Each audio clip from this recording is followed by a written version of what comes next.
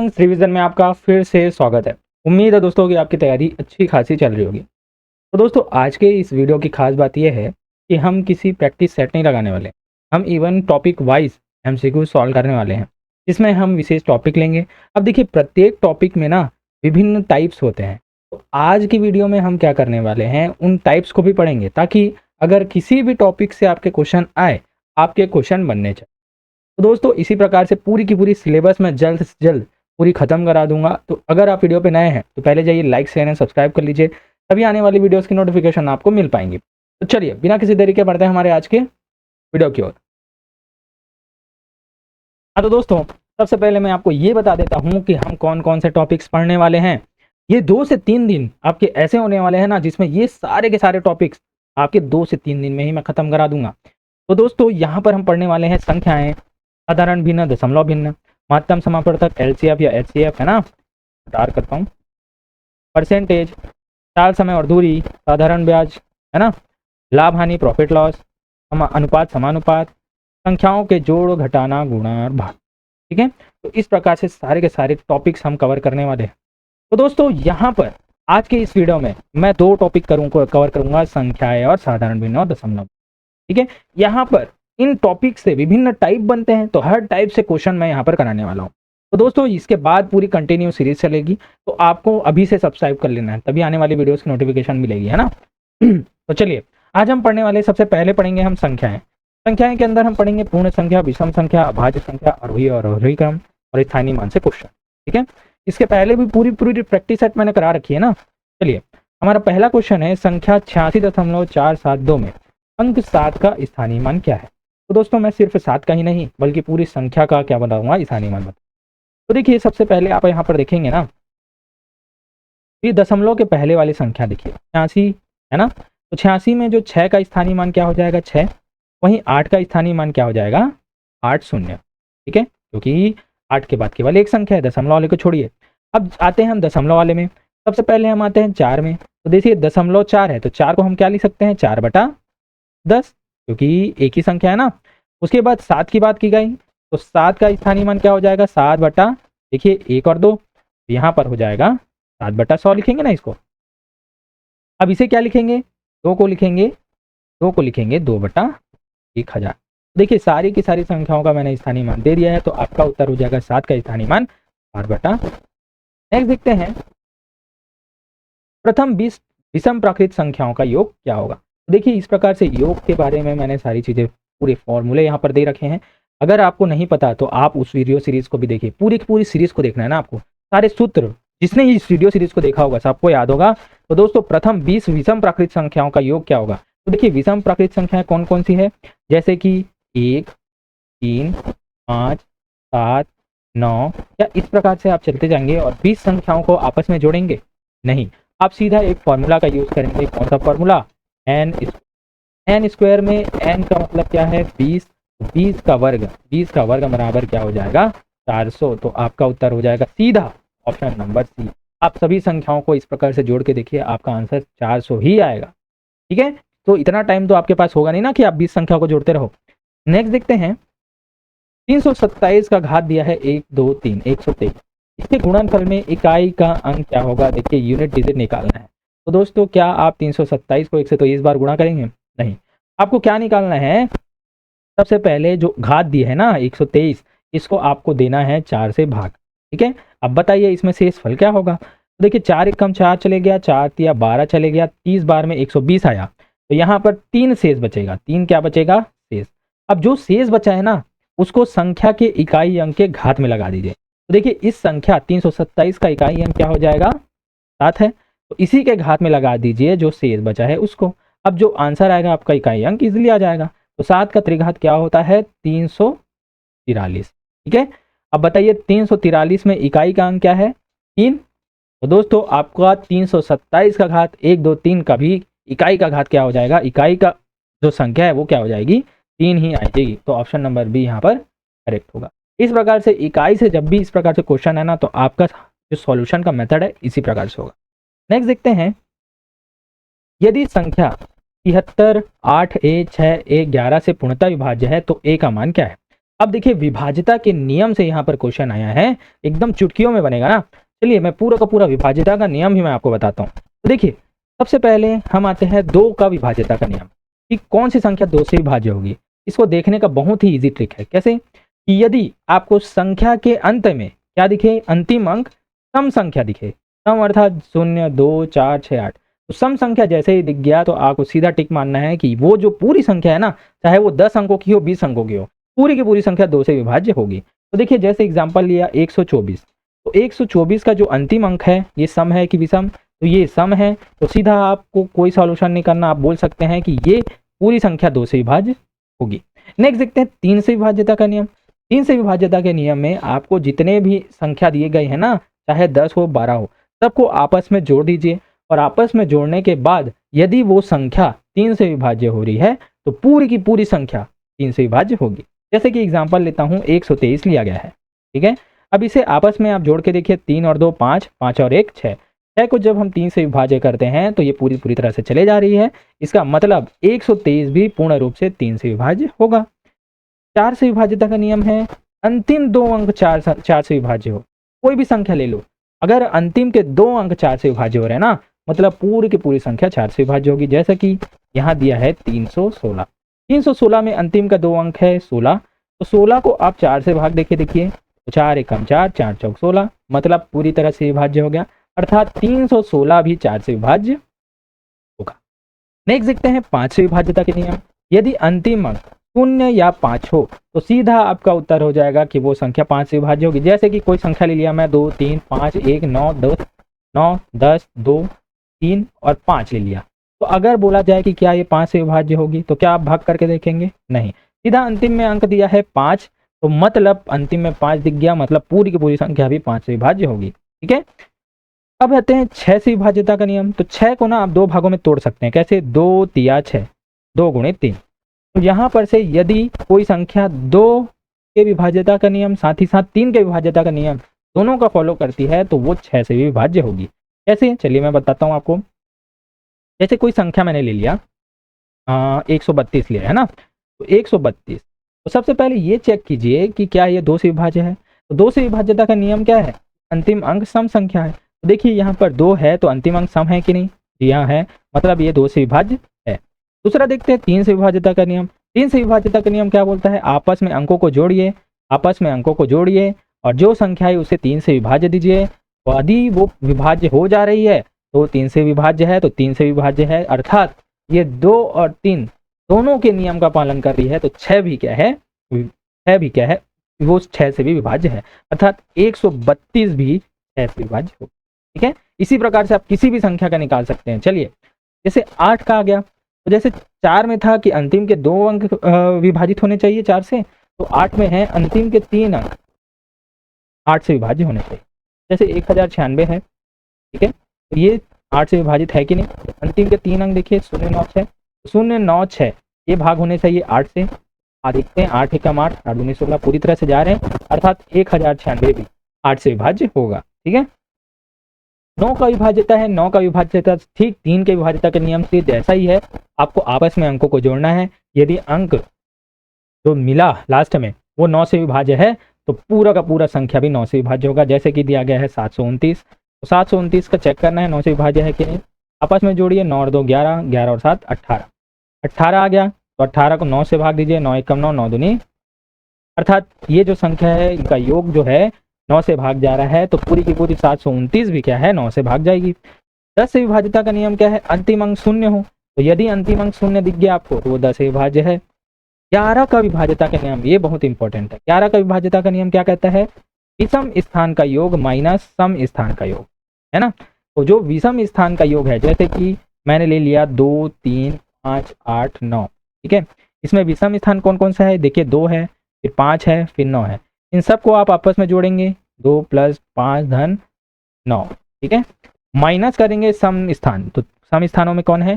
3 और 8, 3 धन, यदि ये 11 से विभाज्य होगी मतलब पूरी की पूरी संख्या क्या हो जाएगी? 11 से विभाज्य होगी। ठीक है, 12 से विभाज्यता कि किसे भी आप तोड़ लीजिए, 3 × 4, 3 × 4 का मतलब क्या हो जाएगा? 3 से विभाज्यता का नियम पहले चेक करेंगे, फिर 4 से विभाज्यता चेक करेंगे। अगर 3 और 4 दोनों से विभाज्य हो रहा है तो 12 से विभाज्य होगा, जैसा कि हमने 6 में देखा है। इस प्रकार से आप सभी संख्याओं का निकाल। चलिए अब आते हैं क्वेश्चन की ओर।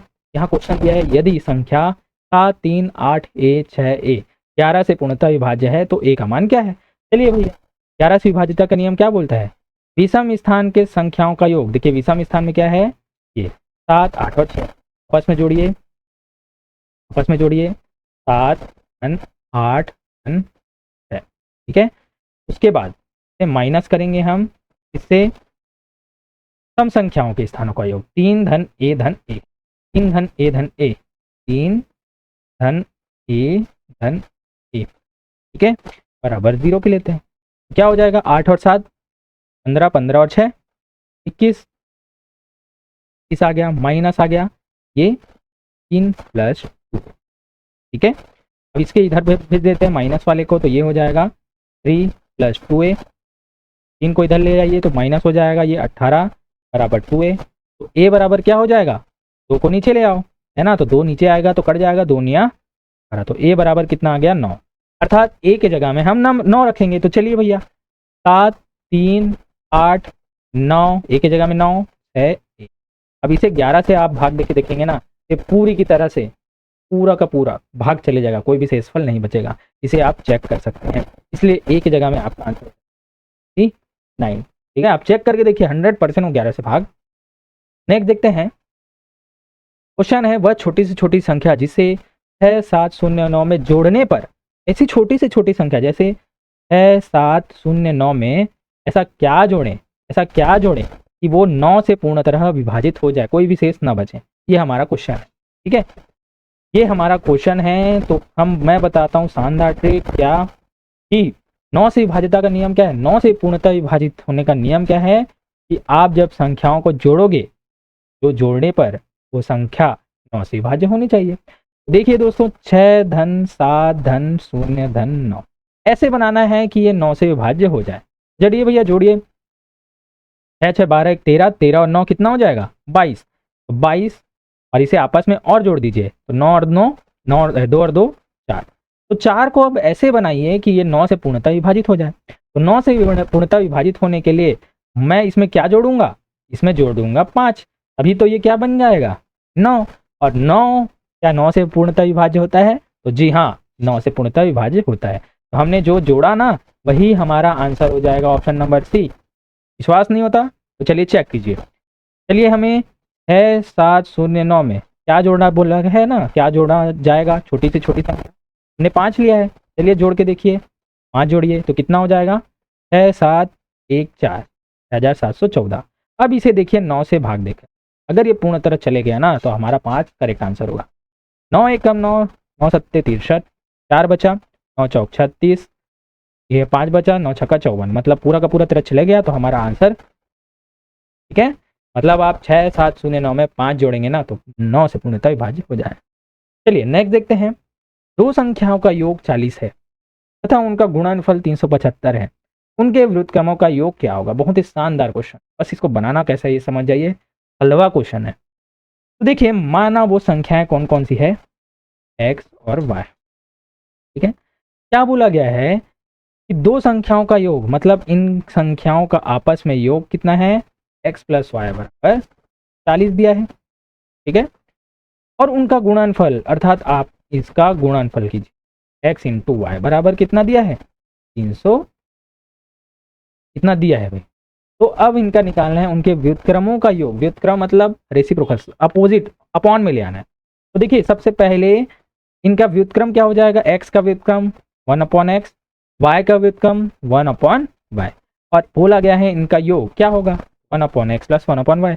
इसे सॉल्व कीजिए, इसे अभी भूल जाइए ना, ये हमारे पास पहले से मिल चुका है, तो इसे सॉल्व कीजिए। तो 3 गुणा y, देखिए y इधर आ जाएगा, x इधर आ जाएगा, प्लस x/x × y, इन दोनों का गुणा, ठीक है। तो देखिए x + y बोलो या y + x की वैल्यू कितनी दी गई है, यहाँ पर सीधा 40 दिया गया है ना, और x × y का मतलब कितना दिया है, यहाँ पर 375 मिला है। इसे सॉल्व कीजिए, क्या हो जाएगा, 8 से कट जाएगा, 8 पंचे 40, 8 चौक 8 पंचे 40 होगा यार, 8 का पहाड़ा भी याद नहीं होता कभी कभी, 8 चौक 32, ठीक है, 8 चौक 32।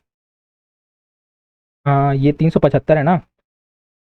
अरे यार इसे 8 से क्यों, मैं 5 से काटता हूँ ना सीधा। हाँ ये कर रहा हूँ मैं, क्योंकि इससे बड़ी संख्या भी है।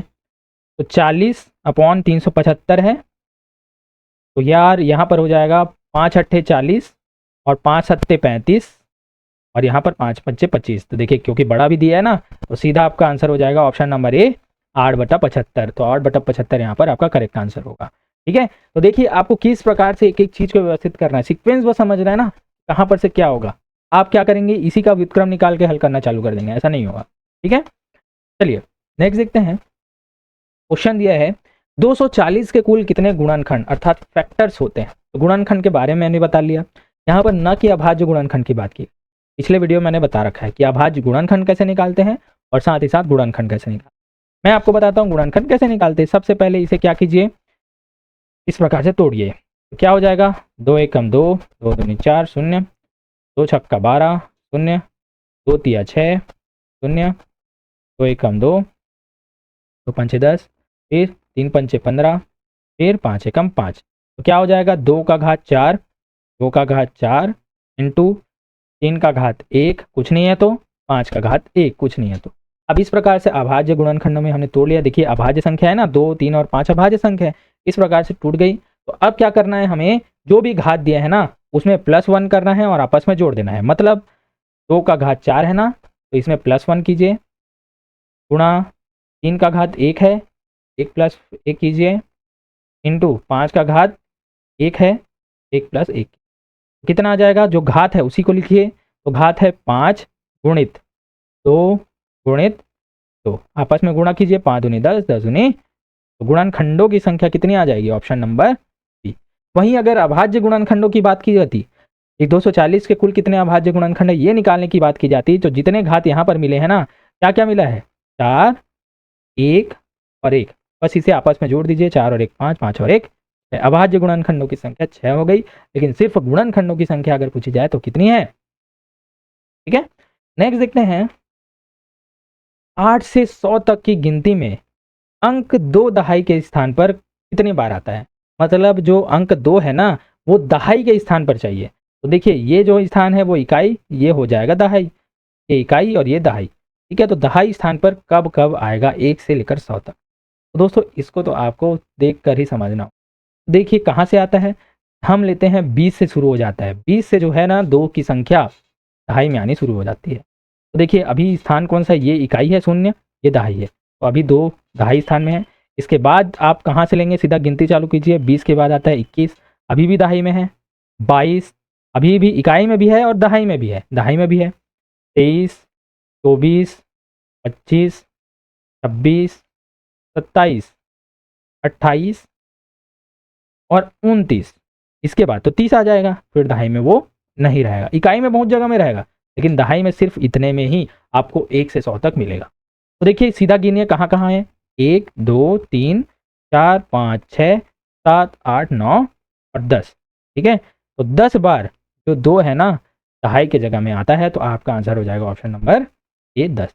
अब आपको बताना है कि 3 कितने बार आता है। ये आपको कमेंट बॉक्स में आंसर देके बताना है कि 1 से लेकर 100 तक 3 दहाई के स्थान पर कब कब आता। ठीक है, इसी प्रकार की पूरी सीरीज में चलाऊंगा ना, बहुत मजा आएगा आपको। चलिए नेक्स्ट देखते हैं। निम्नलिखित में से कौन सी संख्या एक पूर्ण वर्ग नहीं हो सकती। अब बात की गई है पूर्ण वर्गों की, तो पूर्ण वर्ग कब नहीं हो सकती आपको बताना है। तो देखिए ऑप्शन नंबर ए है 7056, बी है 3136, सी है 2856 1, डी है 1436 42। ठीक है, यहाँ पर बोला गया है पूर्ण वर्ग नहीं हो सकती, तो क्या आप इसका सबका वर्ग निकाल के देखेंगे दोस्तों, नहीं। मैं आपके लिए एक शानदार ट्रिक लेकर आ रहा हूँ। किसी भी संख्या की यदि इकाई में 2 है, 3 है, 7 है या 8 है, 2 3 7 और 8 है, तो ये संख्याएं कभी भी पूर्ण वर्ग नहीं हो सकती, कभी भी पूर्ण वर्ग नहीं हो सकती किसी के भी। जैसे मैं ले लूँ 82, 162, 187, 188। देखिए सबके इकाई अंक में कुछ ना कुछ क्या है, 2 3 7 8 में से कुछ ना कुछ है, तो ये कभी भी पूर्ण वर्ग नहीं हो सकती। आप लिख के ले लीजिए, ट्राई कीजिए। ठीक है, तो ये ट्रिक बस आपको याद रखनी है। तो इस चारों ऑप्शन में से आपको कहाँ दिख रहा है ये संख्या? ऑप्शन नंबर डी में दिख रही है, ऑप्शन नंबर डी में 2 दिख रहा है। अब आप यहाँ पर 14, 36, 42 का निकाल के देखेंगे ना, ये कभी भी पूर्ण वर्ग नहीं आएगी। तो सीधा आपका आंसर हो जाएगा ऑप्शन नंबर डी, 14, 36, 42 पूर्ण वर्ग नहीं है। आपको बाकी चेक करने की जरूरत ही नहीं। ठीक है, हाँ तो दोस्तों अब हम बढ़ते हैं हमारे अगले क्वेश्चन की ओर, जो कि 10वां नंबर का क्वेश्चन है। यह है 50 तथा 90 के बीच में सभी अभाज्य संख्याओं का योग कितना है। तो अभाज्य संख्याओं के बारे में मैंने सारी जानकारी दे रखी है, जैसे कि 1 से 25 तक की अभाज्य संख्या कितनी है, 50 से 100 तक के, 1 से 100 तक के, 1 से 50 तक के, सारी की सारी लिस्ट मैंने दे रखी है। आप जाके उस वीडियो को जरूर देखें, पूरी की पूरी प्रैक्टिस सेट जरूर देखें। ठीक है, तो देखिए यहाँ पर 50 से 90 तक के जो अभाज्य संख्याएं हैं वो कौन कौन सी होगी, ये हमें काउंट करना ही होगा, क्योंकि यहाँ पर योग पूछा गया है ना कि संख्याएं। अब देखिए इनका संख्याओं कौन कौन सी हैं, तो 50 से 90 तक की पहली संख्या है 53, फिर है 59, फिर देखें तो 61, 67, 71, उसके बाद है 73, उसके बाद 79। ठीक है, 79 तक हो गई। उसके बाद आते हैं 83, फिर आती है 87, 87 नहीं होगा 89। ठीक है, इतनी सारी संख्याएं जो है अभाज्य संख्या है। अब देखिए इनका बोला गया है योग कितना है। तो योग देखें तो सबसे पहले जोड़ते जाइए आप, 9 और 3 12, 12 और 9 21, 21 और 3 24, 24 और 1 25, 25 और 7 32, 32 और 1 33, 33 और 9 43, सॉरी 33 और 9 42, 42 और 3 45, 45 का 5 होगा, 80 लाई कितना 4 होगा। ठीक है, अब देखिए 8 और 8 16, 16 और 7, 16 और 7 कितना होगा 23, 23 और 7 30, 30 और 7 37, 37 और 6, 37 और 6 होगा 43, 43 और 6 49, 49 और 5 54, 54 और 5 59, 59 और 4, ठीक है 59 और 4 कितना होगा 63, तो 6 3। तो आपका आंसर हो जाएगा ऑप्शन नंबर सी 6 3 5। यहाँ पर 50 और 90 के बीच में अभाज्य का योग होगा। नेक्स्ट देखते हैं। अब सीधा देखिए इतने सारे क्वेश्चंस मैंने करा रखे हैं, तो इतने ही टाइप क्यों कराया मैंने, क्योंकि इससे पहले मैंने बहुत सारे प्रैक्टिस सेट ला रखे हैं, आप उनको भी जरूर जाके देखिएगा। तो दोस्तों इस टॉपिक से आपके और कोई भी क्वेश्चन नहीं छूटने वाले, अगर कुछ और भी छूटते हैं तो मैं आपके एग्जाम तक सारी की सारी चीज़ें और लेकर आऊँगा। ठीक है, वो सभी चीज़ें लेकिन मैं प्रैक्टिस सेट पर लेकर आऊँगा। चलिए नेक्स्ट देखते हैं। अब हम आते हैं हमारे टॉपिक 2 पर, जिसमें हम करने वाले हैं साधारण भिन्न और दशमलव भिन्न के विभिन्न क्वेश्चन। ठीक है, इनके अंतर्गत हम चिन्हों की परस्पर तुलना, दशमलव भिन्न को साधारण भिन्न में बदलना, ये सभी चीज़ें सीखने वाले हैं। ठीक है, चलिए तो देखिए यहाँ पर दशमलव भिन्न दिया है ना, इसको साधारण भिन्न के रूप में व्यक्त करना है। तो देखिए यहाँ पर दिया गया है 0.4777, इसका मतलब 7 बार बार रिपीट हो रहा है, तो इसी को हमने यहाँ पर क्या लिखा 0.47 का बार। ठीक है, तो 0.47 का बार है, 0.47 का बार है, इसे हमको साधारण भिन्न में बदलना है। तो इसकी मैंने पूरी की पूरी ट्रिक दे रखी है, कैसे करना है क्या करना है, फिर से मैं आपको एक बार बता देता हूँ। तो आपको इसमें क्या करना होता है, जो भी अंक लिखे हैं उसको वैसे के वैसे लिख दो। तो कितने अंक हैं 47। अब जिसके ऊपर बार नहीं है उसे इस संख्या से घटा दीजिए। तो किसके ऊपर बार नहीं है, तो 4 के ऊपर बार नहीं है, तो सीधा इसे घटा दीजिए 4 से। ठीक है, उसके बाद में नीचे में जिसके ऊपर बार है उतने 9 लिखने हैं, उतने 9 लिखने हैं। अब देखिए बार के बाहर वाले, बार के पहले वाले, और वो भी जिसमें दशमलव है ना, दशमलव के बाद और बार के पहले कितनी संख्या है, एक संख्या है, तो एक हमारा यहाँ पर क्या लग जाएगा 0 लग जाएगा। ठीक है, तो सीधा हमारा आंसर हो जाएगा यहाँ पर 43/90। तो 43/90 यहाँ पर आंसर है। तो किस में दिया है 43/90, ऑप्शन नंबर आवर्ती भिन्न से क्वेश्चन है। ठीक है, नेक्स्ट देखते हैं भिन्नों 2/7, 3/8, 5/11 और 9/16 में से सबसे बड़ी भिन्न कौन सी है। तो सबसे बड़ी भिन्न कौन सी है, ये अगर बात की जाए तो देखिए इसकी सारी की सारी ट्रिक मैंने बता रखी है। सबसे पहले आप देखिए इनका अंतर, देखिए 2 और 7 का अंतर 5 है, 3 और 8 का अंतर 5 है, 5 और 11 का अंतर 5 है, और 9 और 16 का अंतर 7 है। यहाँ पर देखिए 7 है ना। तो दोस्तों ये जो अंतर है ना, ये 5-5 है। अगर यहाँ पर 1-1 का अंतर होता ना, तो हम सीधे अंतर से यहाँ पर सॉल्व कर सकते हैं। जहाँ पर 1 के पास वाली संख्या होती है, इसे बनाना बहुत आसान हो जाता है। तो इसकी ट्रिक भी मैंने बता रखी है। लेकिन अगर इस प्रकार से आया तो मैं एक यूनिवर्सल ट्रिक बता रखा है आपको कि इस ट्रिक से सारे क्वेश्चन बनेंगे। तो इसमें क्या है, सबसे पहले 2 संख्याओं को आपको लेना है। तो 2 संख्याओं को आपको लेना है, तो जैसे 2/7 है, 2/7 है और 3/8 को लिया। ठीक है, अब इसका तिर्यक गुणा कीजिए, 8 का 2 से, 7 का 3 से, तो 8 दूनी कितना हो गया 16 और 7 कितना हो गया, जो बड़ा आया वही बड़ा होगा, जो छोटा आया वही छोटा होगा। हमें निकालना है बड़ा वाला को, तो छोटा वाला को काटते जाइए, तो 2/7 यहाँ पर कट गया, ठीक है, मतलब 3/8 को हमको चेक करना है। अब 3/8 और 5/11 को लीजिए, 3/8 और 5/11 को लीजिए, फिर से तिर्यक गुणा कीजिए, तो 11 तिया 33 और 8 पंचे 40। अब फिर से बड़ा कौन है 40, तो 33 वाला काट दीजिए, तो 3/8 कट गया, ठीक है। अब 5/11 और 9/16 में चेक करना है, तो चलिए भैया 5/11 और 9/16 में चेक कीजिए, तिर्यक गुणा कीजिए, तो 16 पंचे 80 और 11 निया 99। बताइए कौन सा बड़ा है, 99 बड़ा है, 80 छोटा है, तो इसे भी काट दीजिए। तो अंत में हमें क्या मिला 9/16, तो 9/16 सबसे बड़ी संख्या होगी, तो ऑप्शन नंबर डी यहाँ पर करेक्ट होगा। तो ये जो ट्रिक है ना, ये यूनिवर्सल मेथड है, इसी मेथड से आप सॉल्व कीजिए। दशमलव निकाल के भाग देने का कोई मतलब नहीं बनता, क्योंकि आपके पास उतना टाइम नहीं होगा, ठीक है। नेक्स्ट देखते हैं क्वेश्चन। अब भिन्नों से क्वेश्चन है, तो यहाँ पर लघुत्तम समापवर्तक क्वेश्चन वाले क्वेश्चन को भी यहाँ मैंने डाल रखा है, क्योंकि ये भी भिन्न से ही एक दूसरे से जुड़े हुए हैं, क्योंकि ये भिन्नों का एलसीएम है। तो भिन्न 2/5, 3/7 और 4/9 का एलसीएम आपको निकालना है। तो दोस्तों इस प्रकार से भिन्नों का एलसीएम और एचसीएफ के बारे में मैंने बता रखा है कि अगर एलसीएम की बात की जाए तो एलसीएम का सूत्र होता है, पहले जो निकालेंगे अंश का एलसीएम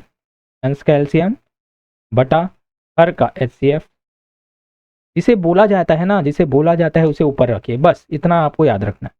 अब जैसे एचसीएफ निकालना है, तो किसे बोला गया है एचसीएफ निकालना है, तो जिसे नहीं बोला गया ऊपर, अंश का क्या रखेंगे एलसीएफ बटा हर का एलसीएम, ठीक है। ये हो गया, तो इसी फॉर्मूले से आपको बनाना है। तो देखिए लिखा गया है 2/5, 3/7, 4/9 का। तो अंश का क्या निकालना है हमको एलसीएम, क्योंकि एलसीएम निकालना है ना, तो ये वाला फॉर्मूला का यूज़ करो। अंश का एलसीएम निकालो, मतलब 2, 3 और 4 का एलसीएम निकालो, तो कितना आ जाएगा 2 1 कम 2 3, सॉरी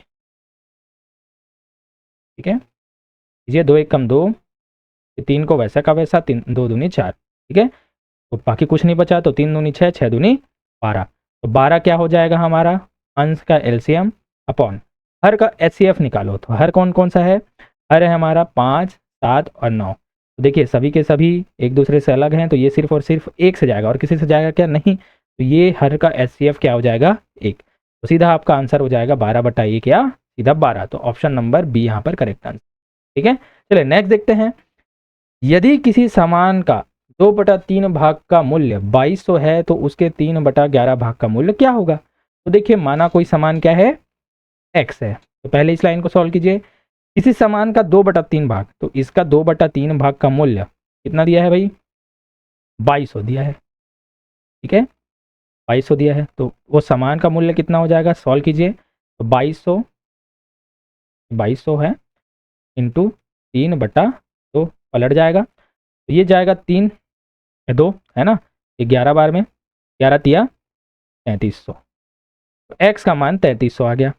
अब बोला गया है तो उसके 3/11 भाग का मूल्य क्या होगा, तो जो एक्स का वैल्यू आया, अब इसका हमको क्या निकालना है 3/11, इसका 3/11 निकाल दीजिए भैया, तो इसका मूल्य क्या होगा, तो 11 1 कम 11, 11 तिया 33 है ना, 0 0, तो सीधा आपका आंसर आ जाएगा 900, तो इसका मूल्य हो जाएगा 900, सीधा आपका आंसर है ऑप्शन नंबर, ठीक है। तो देखिए दोस्तों आपके जो एग्जाम है ना उसमें ज़्यादा टफ लेवल का क्वेश्चन नहीं आएगा, इजी टू मॉडरेट ही आएगा, क्योंकि आपके पास टाइम की कमी होगी। जहाँ टाइम की कमी होती है ना वहाँ पर इजी क्वेश्चन भी टफ साबित होती है, ठीक है, तो इस बात को आप याद रखिएगा।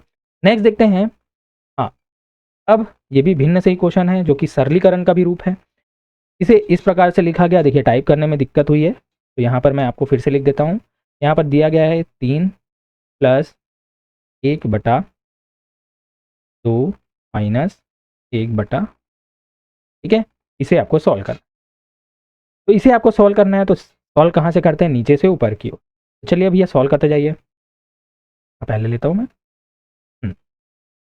तो सबसे पहले इसे सॉल्व कीजिए, 2 - 1/2 को, तो 2 दूनी 4, 4 में से 1 माइनस कीजिए, तो कितना आ जाएगा 3, तो ये हो जाएगा 3/2, 3/2, इसे हल कर लिया हमने।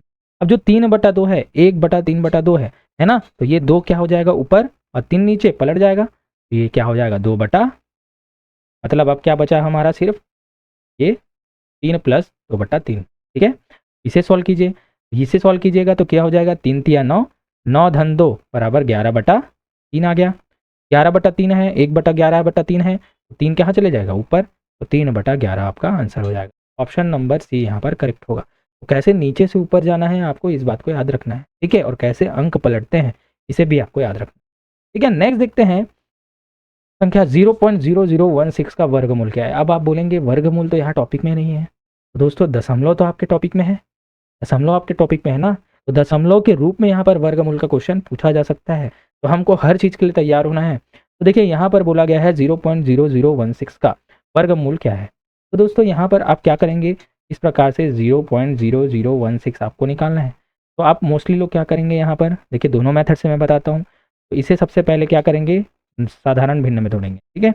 यहाँ पर 1 है, उसके बाद कितने संख्या है, 1 2 3 और 4, ठीक है। अब इसका वर्गमूल निकालेंगे, तो इसका वर्गमूल क्या हो जाएगा, √16 का क्या हो जाएगा, ये 4 हो जाएगा। और यहाँ पर 4 शून्य है, 4 शून्य का क्या हो जाएगा, सीधा 2 शून्य, है ना, 4 का 2, यही तो वर्गमूल है। अब इसको क्या लिखेंगे हम, इसको क्या लिख सकते हैं, 4/100 को 0.04, यही तो हमको मिलना है। हमारा आंसर हो जाएगा ऑप्शन नंबर बी। लेकिन हमको ये सब इतना सब करने की ज़रूरत भी नहीं है। हमको अगर दिया गया है 0.0016, अब इसका वर्गमूल निकालना है, तो दो दो संख्याओं के जोड़े बनाओ, है ना, दो संख्याओं के जोड़े बनाए। अब इसका क्या हो जाएगा, 16 का कितना हो जाएगा 4, 2 शून्य का क्या हो जाएगा 1 शून्य, और दशमलव है वैसे का वैसा, ये सीधा आपका आंसर यहाँ पर आ गया 0.04। इतना सारा चीज़ हमको करने की जरूरत है ही नहीं। ऐसे तो छोटी संख्याओं में हमने कर लिया, लेकिन बड़ी संख्याओं में क्या होगा, ठीक है। तो इसी पैटर्न में ना मैं बहुत सारे क्वेश्चन आपके लिए लेकर आऊँगा, तो इसलिए आपको जुड़े रहना है। उम्मीद है ये चीज़ें समझ में आई होंगी। नेक्स्ट देखते हैं, एक विद्यार्थी को किसी संख्या को 3/2 से गुणा करने को कहा गया, ठीक है, परंतु उसने उस संख्या को 3/2 से भाग ही दे दिया, गुणा नहीं किया।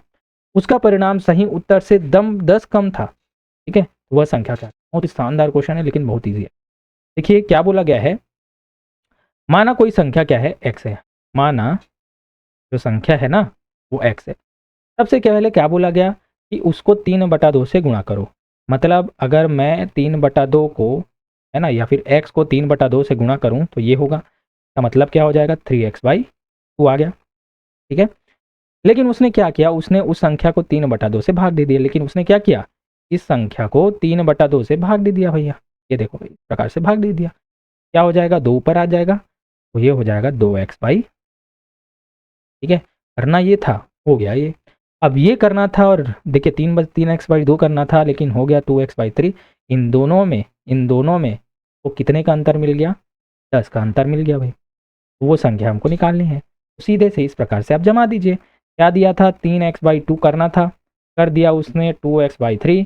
इसका अंतर उसको कितना मिल गया, तो 10 का अंतर मिल गया, ठीक है। चलिए भैया संख्या निकाल दीजिए, संख्या निकाल दीजिए। कैसे करना है इसको सॉल्व, एक क्रॉस मल्टीप्लाई करो, ठीक है। 3 तिया 9x माइनस 2 दूनी 4x अपॉन 3 दूनी 6 बराबर 10 आ गया, ठीक है। ये 10 उधर चले जाएगा, और 9 में से 4 गया 5x, 5x बराबर 60, x बराबर 5 एक कम 5, 12 आ गया। वो संख्या क्या होगी 12। तो इस प्रकार से ऑप्शन नंबर बी। देखिए क्वेश्चन का सॉल्यूशन इसमें टफ नहीं होता, इसमें टफ होता है उस क्वेश्चन को समझना कि हम किस प्रकार से उसको व्यवस्थित कर सकें, ठीक है। चलिए नेक्स्ट देखते हैं, फिर से दशमलव से क्वेश्चन है। ये दशमलव से भी आएंगे, सरलीकरण से भी आते हैं ना, इसके दोनों के अंतर्गत आते हैं। दिया गया है 0.1 इंटू 0.01 इंटू 0.001 इंटू 10⁻7 का मान ज्ञात करना है। बहुत ही अच्छा क्वेश्चन है, मज़ेदार भी है, ठीक है। तो इसको क्या करना है हमको, सबसे पहले साधारण भिन्न में तोड़ो। कैसे, सबसे पहले दिया 0.1, 0.1 को क्या लिखूंगा मैं 1/10, फिर दिया है इंटू, फिर 0.01 है तो ये लिखाएगा 1/100, इंटू हो जाएगा, ये क्या हो जाएगा 1/1000 है, ठीक है। और ये तो वैसा का वैसा रखिए आप 10 का घात 7, ठीक है। अब इसे ऊपर ले जाइए, क्योंकि 10 का घात 7 है ना, ये भाग में नहीं है, बटे में नहीं है, तो इसे भी सामान्य रूप से चेंज करते हैं। तो इसे हम क्या लिख सकते हैं, 10 का घात ऊपर जाएगा, 10 ऊपर जाएगा तो -1 गुणा, यहाँ पर 10 का घात 2 लिख सकते हैं, तो को क्या लिख सकेंगे 10 का घात 2 होगा ना, मतलब 10 को 2 बार गुणा किया, तो वैसे ही 10 का घात 2 है तो 10 ऊपर चले जाएगा तो -2 हो जाएगा, इंटू ये 10 का घात क्या हो जाएगा 3, 10 का घात 3 ऊपर जाएगा तो ये क्या हो जाएगा 10 का घात -3 इंटू 10 का घात 7। अब आपको पता ही होगा, जब आधार समान हो तो घातांक क्या हो जाते हैं, जुड़ जाते हैं। देखिए सबका आधार क्या है, 10 है, तो घातांक को जोड़ दो भाई। ये 10 ले लिया, सबको जोड़ दो, तो सबको जोड़ दिया तो ये -1 है ना, प्लस क्या हो जाएगा -2 प्लस -3 प्लस यहाँ पर क्या है 7 है। ठीक है, सबको प्लस प्लस सॉल्व कर दोगे नॉर्मल में, तो ये क्या हो जाएगा -1 -2 -3 और +7। इतना भी करने की ज़रूरत नहीं थी, सीधा हम वन लाइन से ही निकाल सकते थे, लेकिन बहुत से लोग क्या है मैथ्स में थोड़ी दिक्कत होती है, इसलिए मैं चीज़ें बताता हूँ। इन सब आपस में जोड़िए भाई, क्या हो जाएगा 3 -2 -1 आपस में सभी क्या हो जाएंगे, जुड़ जाएंगे, क्योंकि माइनस चिन्ह है, तो क्या हो जाएगा -6 + 7। 6 में से 7 घटाओ कितना आ जाएगा 1, 10 का घात 1 या फिर 10। सीधा आपका आंसर हो जाएगा ऑप्शन नंबर बी। ठीक है, उम्मीद है चीज़ें समझ में आ गई होंगी। नेक्स्ट देखते हैं, एक ड्रम का 1/5 भाग दूध से भरा है, यदि उसको पूरा भरने के लिए 28 लीटर और दूध चाहिए, तो ड्रम की धारिता क्या है, कैपेसिटी क्या है। ठीक है, ये सभी भिन्नों से ही संबंधित है। तो देखिए यहाँ पर मैंने माना धारिता क्या है, ये पूछा है, माना धारिता जो है कैपेसिटी कितनी है ड्रम की, x है। अब प्रश्न में क्या बोला गया है, इस ड्रम का 1/5 भाग दूध से भरा है, मतलब 1/5 भाग x का कितना दूध से भरा है, तो 1/5 x क्या है, दूध से भरा है, ये मान लेते हैं 1/5 x भाग ये भरा हुआ है। तो 1/5 x भाग दूध से भरा हुआ है, तो खाली कितना है, तो देखिए 5 में से 1 भाग भरा हुआ है, खाली कितना है, 4 भाग खाली है ना, तो खाली कितना हो गया, खाली हो गया 4/5 भाग। ठीक है, 5 में से 4 भाग अब खाली हो गया क्योंकि एक ही भरा था। ठीक है, यहाँ पर बोला गया है इसको पूरा भरने के लिए 28 लीटर दूध और चाहिए, तो देखिए खाली इतना है, इसको अगर हम 28 लीटर डाल देंगे ना तो भर जाएगा। इसका मतलब क्या है, इसका मतलब है कि 4x/5 बराबर क्या है 28, दोनों एक दूसरे के बराबर है। जितना खाली है उतना अगर 28 में डाल देंगे ना तो पूरा हो जाएगा। तो इसे सॉल्व कर दीजिए, आपका धारिता मिल जाएगा, x का मान मिल जाएगा। तो 4x बराबर क्या हो जाएगा 28 × 5। ठीक है, और x बराबर क्या हो जाएगा, 4 को नीचे ले जाइए, 4 4 × 4 4 सत्ते 28 5 सत्ते 35, सीधा 35 आपका क्या आ जाएगा आंसर। तो इसकी धारिता कितनी होगी 35 लीटर। ठीक है, तो इस प्रकार से इबारती सवाल जैसे क्वेश्चन आपको दे दिया गया ना, तब आप थोड़े घूम सकते हैं, इसलिए मैंने कोशिश की है कि सभी टाइप के क्वेश्चन मैं आपको लेकर आऊँ। ठीक है, नेक्स्ट देखते हैं, यदि a बराबर 11 और b बराबर 9 है, तो a² + b² + ab/a³ - b³ का मान क्या होगा। ठीक है, तो यहाँ पर क्वेश्चन दिया है a² + b² + ab/a² - a³ - b³।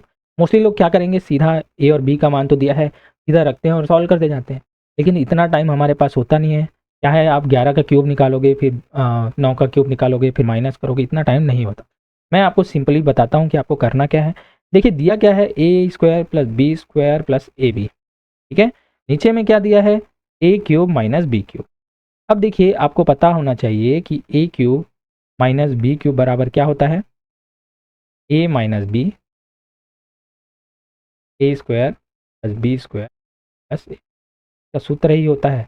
इन सारे सूत्रों को मैं एक साथ दे दूंगा, आप वहाँ पर रट लीजिएगा, याद कर लीजिएगा। ठीक है, तो यहाँ पर हमको वैल्यू रखना है बस, तो क्या हो जाएगा a² + b² + ab, ऊपर का तो वैसे ही रहेगा, नीचे में हम a³ - b³ की जगह में ये रखेंगे। तो चलिए भैया रखिए a - b a² + b² + ab।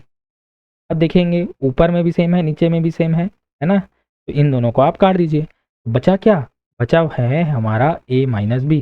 अब देखिए आप सीधा आप मान रख देंगे, a का भी मान दिया है, b का भी मान दिया है। a का मान कितना दिया है 11, b का मान है 9, सीधा रखिए भैया 11 - 9, 1/2 हमारा आंसर है। क्या यहाँ पर कहीं भी आपको कैलकुलेशन करना पड़ा, कहीं भी वर्ग गुणा भाग कुछ करना पड़ा नहीं, सीधा इस मेथड से आप बनाएंगे तो आपका ऑप्शन हो जाएगा वही 1/2। ठीक है, तो इस प्रकार से मैं आगे और सभी टॉपिक से क्वेश्चन कराऊंगा। उसके बाद अंत में एक महा मैराथन क्लास लाऊंगा, जिसमें आप ऐसे क्वेश्चंस देखेंगे ना कि एक ही वीडियो में आपके सारे सिलेबस कंप्लीट होंगे। लेकिन उस महा मैराथन को समझने के लिए आपको पॉइंट बाय पॉइंट इस पार्ट्स को समझना होगा। ठीक है, क्योंकि मैं एक सीक्वेंस में लेकर आता हूँ आपके लिए सभी के सभी वीडियोस, और इसी प्रकार से आपके लिए अब मैं जल्द से कंप्यूटर की भी क्लास लेकर आ रहा हूँ, जो कि वो भी महा मैराथन, आपके जितने टॉपिक्स दिए हैं ना सभी उसमें कवर हो जाए। दोस्तों इस प्रकार के वीडियोस अगर आपको चाहिए तो यार ज़्यादा से ज़्यादा शेयर करो, तभी मैं इस प्रकार की को कंटिन्यू रखूँगा। उम्मीद है चीज़ें आपको पसंद आ रही है, तो पसंद आ रही है तो यार कंजूसी नहीं करना है, ज़्यादा से ज़्यादा शेयर करना है।